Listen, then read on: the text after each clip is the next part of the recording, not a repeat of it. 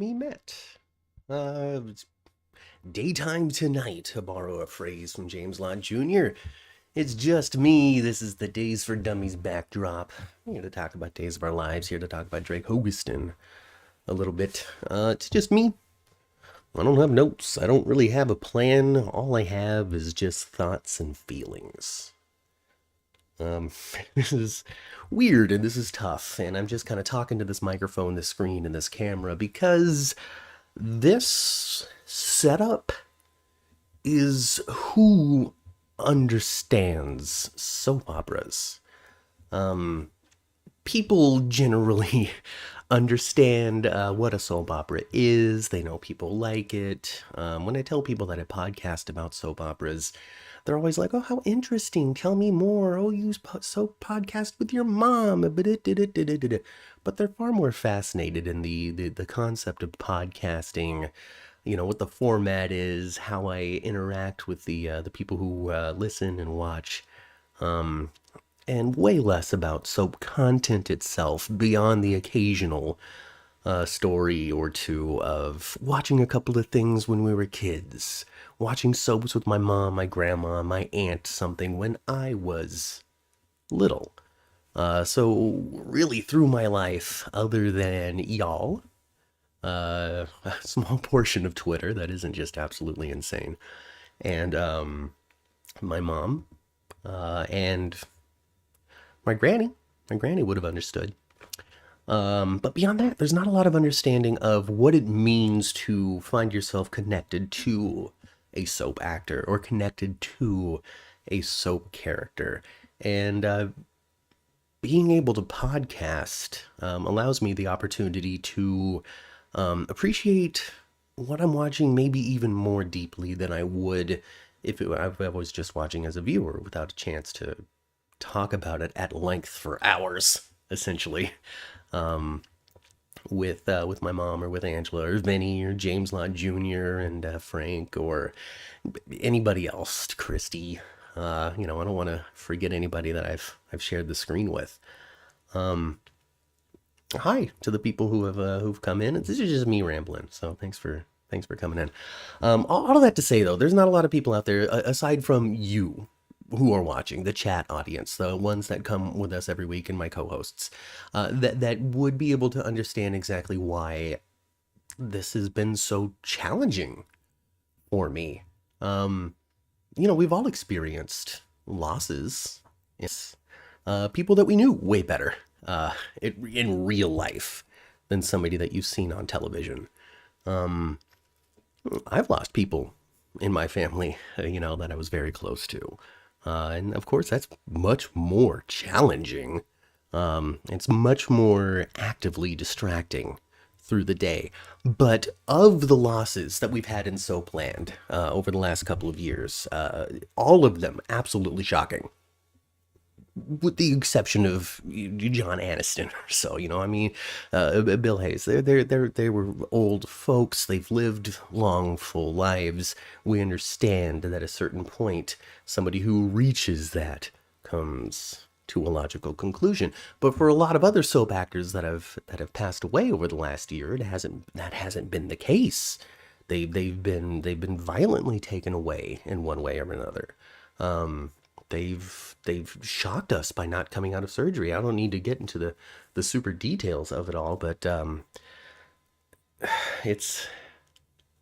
this one for me feels different. It's far more minorly distracting throughout my day than anything else. I've been sad before.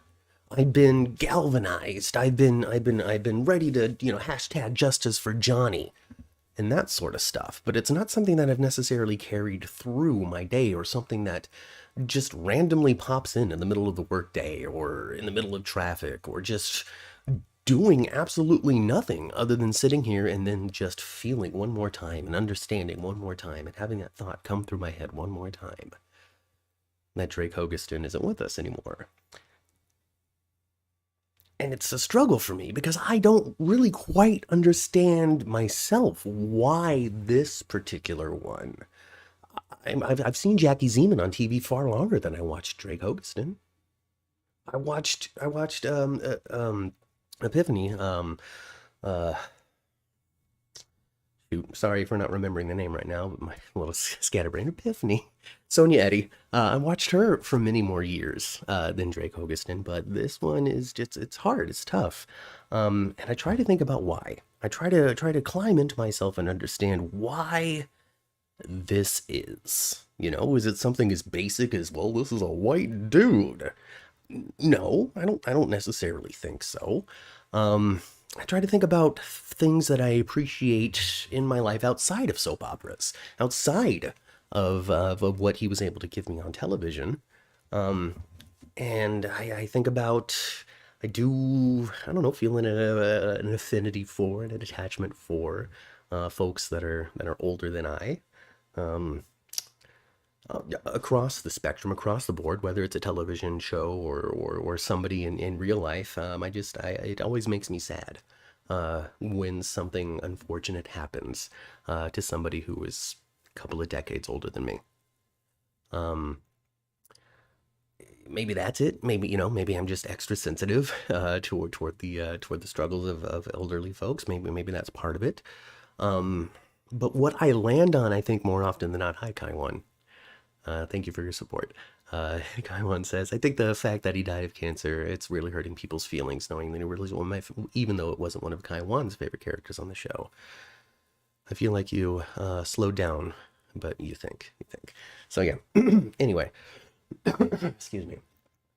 Um, there.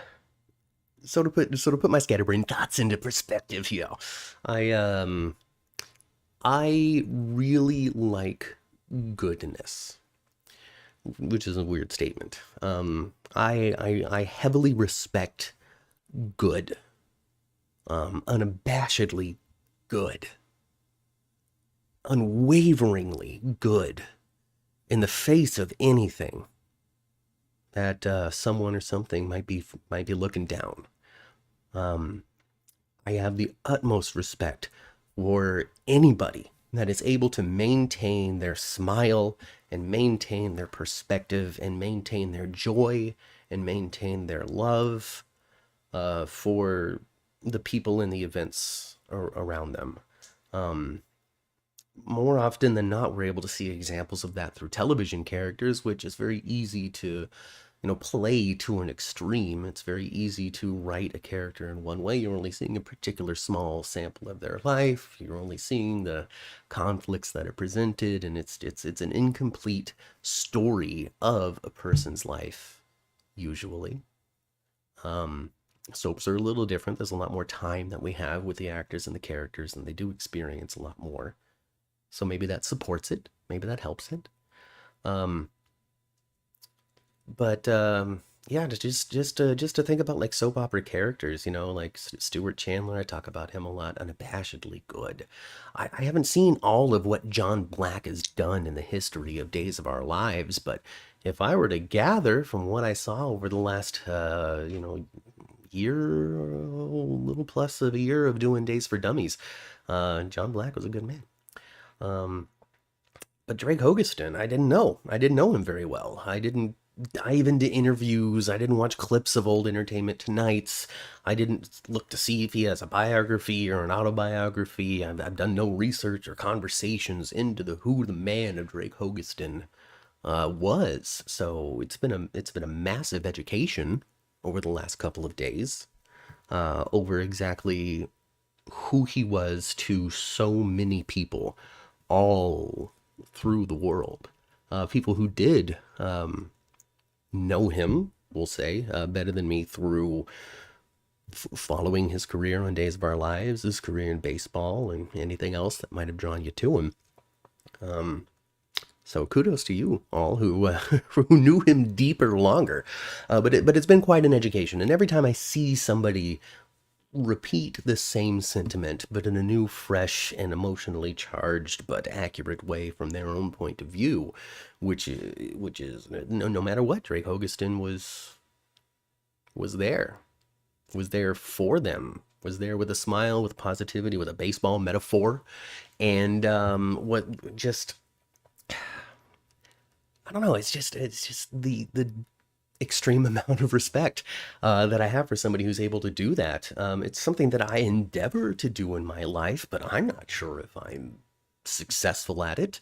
I try to put on a smile, and I try to be helpful, and I try to be there for people who reach out to me, but I don't know if I'm always approachable. I don't know if I'm always throwing off that energy. I don't know if I'm always successful at shining light on to the people around me that that might be looking for it, you know. So yeah, I don't just I'm not sure how to process it all out other than to just talk about it and ramble through. And like I said at the top of this, I guess nobody really quite in my life understands why it's been so impactful, or um, why it's been in my mind so much, except for this microphone, this monitor, this camera, and the people that I talk to on the other side of it. So thank you for being here. Thank you for listening to me ramble and talk about such things.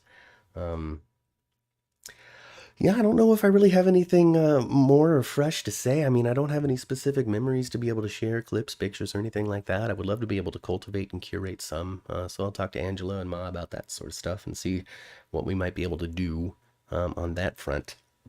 But yeah, for me, I'm just working through it. Just working through it. The world is a darker place without Drake Hogestyn, and it has become obviously very, very clear through that. I think about the hi mom.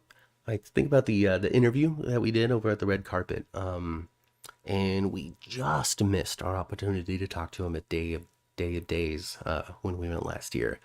Um, he and Deidre are very popular. It takes a long time, a lot of autographs to sign, and by the time they made it into the press room, they were only able to do a handful of interviews before time's up. Um, so we did get a chance to talk to him at the red carpet, and I just, I mean, I'm looking back, I'm thinking about it, I'm just thinking about the wash of radiance that comes off of him, that came off of him. I really encourage everybody to take a listen. The sound's not the best thing in the world. It was very loud, but it gets through. We're able to ask a couple of questions, hear a couple of perspectives from not only him, but a couple of his very close and dear friends that he's known for a very long time. I have no idea when he was diagnosed. I have no idea how long he was in treatment and how long he was fighting. I mean, he hasn't been able to be on set in at least 6 months. We've already seen his last scene, so that's unfortunate, and you know, also like ripping off a band-aid, I guess. But I don't know. There's just this thing that sits inside of me of just like, was he sick at that time when I talked to him? And I don't know why that's important to me. I don't know why I'm curious. I don't know why I want to know, but I don't know. I just feel like, I don't know. I don't know why I want to know that. I don't know why. I don't know why it's been on my mind, but it has been. Hi, Jeannie. So, yeah, I guess that's it. I'm sorry to his fans, or to his friends and his family, to people who knew him well. I mean, we've all seen a lot of reaction out there in social media for his co-stars and people that he's known, and so planned. And check out all that because they'll be able to explain a lot more of Drake than I can. Um, so yeah, that'll be it. That's it, guys. I'm gonna get out of here. I'm gonna go buy some paper towels anyway. So I'm gonna go. I'm gonna do that. Hopefully, this helps me alleviate some of the intrusive thoughts that appear throughout my day. Um, and that's it. I won't go to through the spiel of the normal YouTube isms because this video wasn't for that. But join us on Sunday for the regular chat. Hopefully we'll be able to, hopefully I'll be able to push this stuff aside and focus on just the week of the shows, our conversation with Julie Dove, which is going to happen at noon, and and and then the 10th floor podcast at I don't know. We'll figure out the time because Julie Dove's there at noon. So just pay attention to Twitter, give us a follow, that sort of stuff. Mary Beth just had 5, grandbaby 5. Well, all right, good job, Mary Beth. Congratulations to her. New life in the world. Love it.